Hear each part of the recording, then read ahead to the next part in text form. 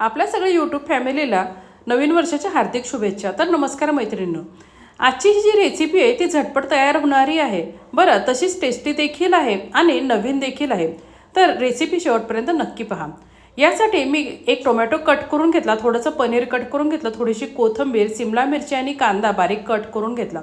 एक बाउल घेतला, त्यामध्ये हे सगळं कट केलेलं साहित्य एकत्र करून घेतलं, थोडेसे चिली फ्लेक्स आणि ऑरेगॅनो टाकले, त्यावर थोडंसं चीज किसून घेतलं। बरं, तुम्ही याच्यावर थोडासा गरम मसालासुद्धा ॲड करू शकता किंवा चाट मसालासुद्धा ॲड करू शकता। त्यानंतर मी एक चपाती घेतली, चपातीला टोमॅटो सॉस लावून घेतला आणि हे तयार केलेलं सगळं मिश्रण त्यावर टाकून घेतलं आणि चपाती दोन्हीकडनं छान फ्राय करून घेतली। या रेसिपीला काय नाव द्यावं हे मला तर काही सुचलं नाही।